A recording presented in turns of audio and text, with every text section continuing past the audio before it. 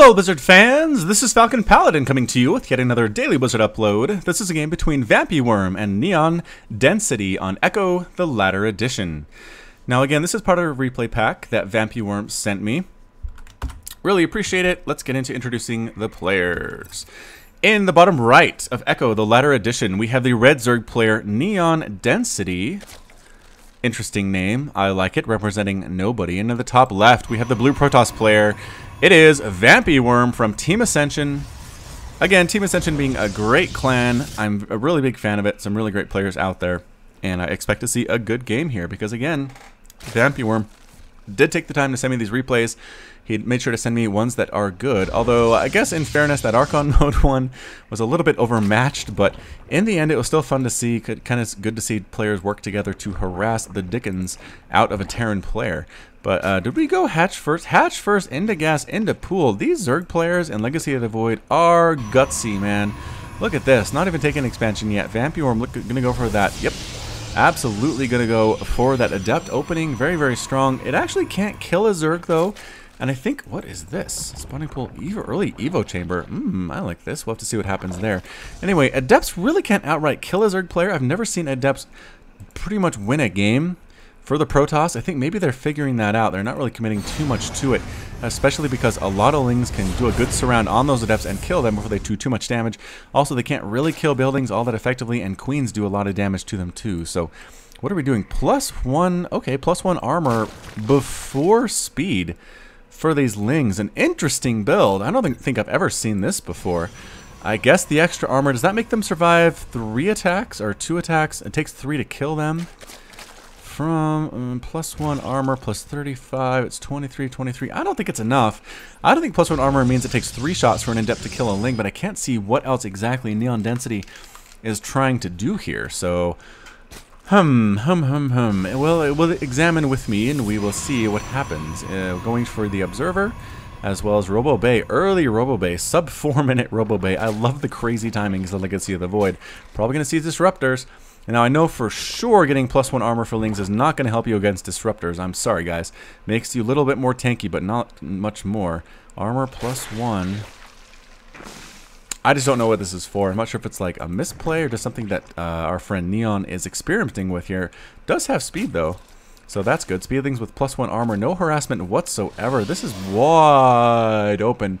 I think a giant Ling attack might be able to swing in here and do a lot of damage, but the Adept is not holding the wall on his own because there is really no gap here at all that he can hold. It's just wide open and giant. A Zealot warping in, a Stalker warping in. Lings just kind of checking out for proxy pylons, not really finding anything. If you have this many Lings... Oh, I lied! Finding the forward pylon. Well played there, indeed. So good job, NeonDensity, being active with those Lings. That's what you want to do. This Observer, though, sees everything that is going on. You have to make an Observer or a Spore Crawler or something.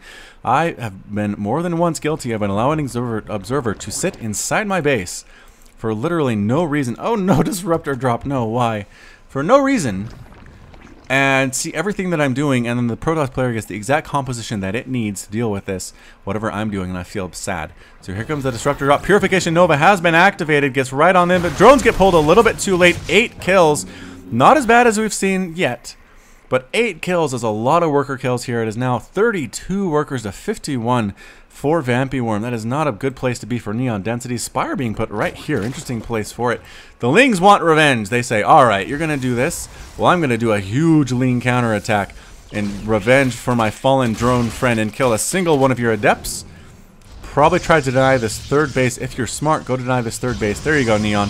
Swooping right on in here. Gonna get it. Forces the cancel on everything there. The probe ties at the same time. Excellent, excellent play here. Disruptor here for defense. Mostly, I don't think we're going to see that go out. Here we come, though. The Warp Prism dropping the Disruptor here again. The drones have all been pulled, though. Very smartly. They're going to... Oh, no! Split the drones! Split the drones! Oh, good split. Good split. Really only got maybe 6 extra kills there instead of it could have been so more. Okay, whew. Whew. Well played there, NeonDensity. So it could have been a much more of a massacre. But in the end... They pretty much survive very, very well, the drones do. We're going to come back around for another attack, though. Are we going to have mutas yet? Mutas are on the way. 5 mutas on the way. That'll probably shut down this harass quite quickly. And just a matter of fact, if we're going to get more kills or not. Dropping this guy in. Swooping on in. Purification Nova coming from the top side. And, okay, gets 20 kills there. So, I mean, alright. Not like super life-changing, but pretty good as well. Lings pop on in here, get a full surround on all of these stalkers. All of them are going to die, and they're faster than Purification Nova. Nope. Nope, nope, nope. They tried to juke the Disruptor, couldn't quite do it. The Disruptor took every single one of those Lings out. A little bit late, though. All the stalkers died.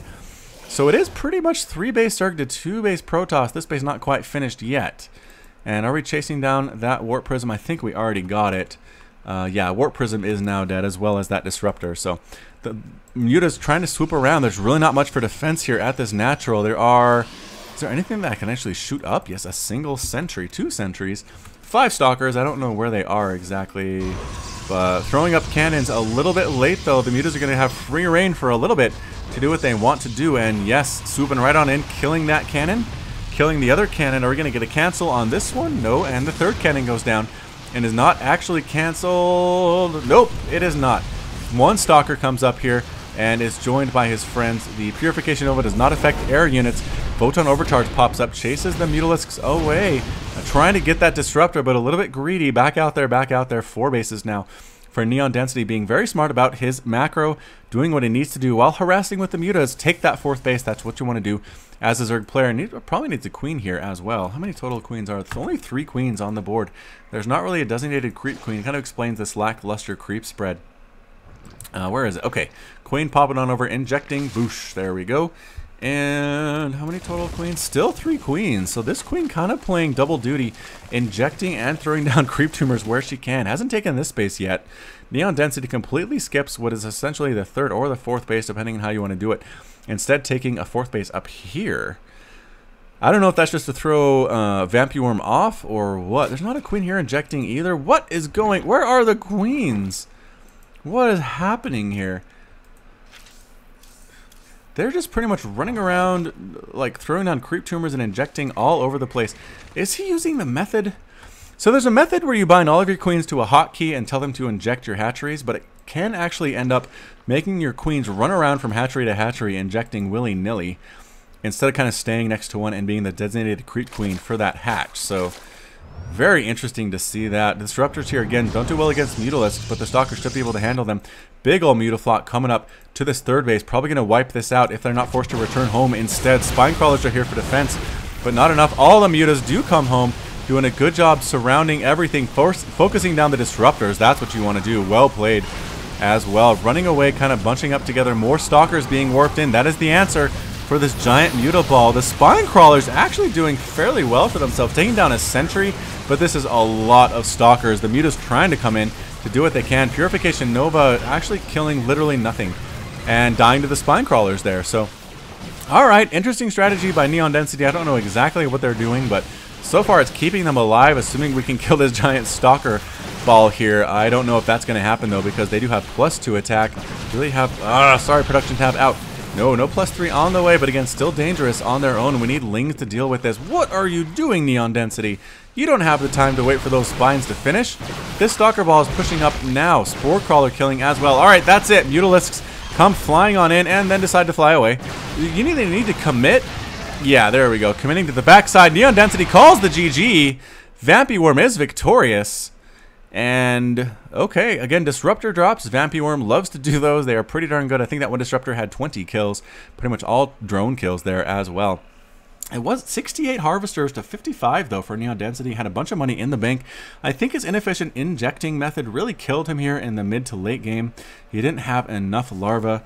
Let's see, how much larvae? It's only 6 larvae. He didn't have enough larvae to really make enough Lings to deal with this. I think a big swell of like, 60 Lings or so might have been able enough to get a surround on these Stalker and kill them. But instead, he tried to make Spinecrawlers. It was too late. I don't think it would have been enough anyway, and just lost the game. So, interesting game here by VampyWorm. Thanks again for sending it in. This has been FalconPaladin, as always, with yet another Daily Wizard upload. You can find me on Twitch, Twitter, and Facebook, all at /FalconPaladin. Please hit that like button, hit that subscribe here on YouTube to catch more of my videos every single day, and sometimes twice. Hey! And as always, thank you so much for watching, and until next time, you take care of yourself.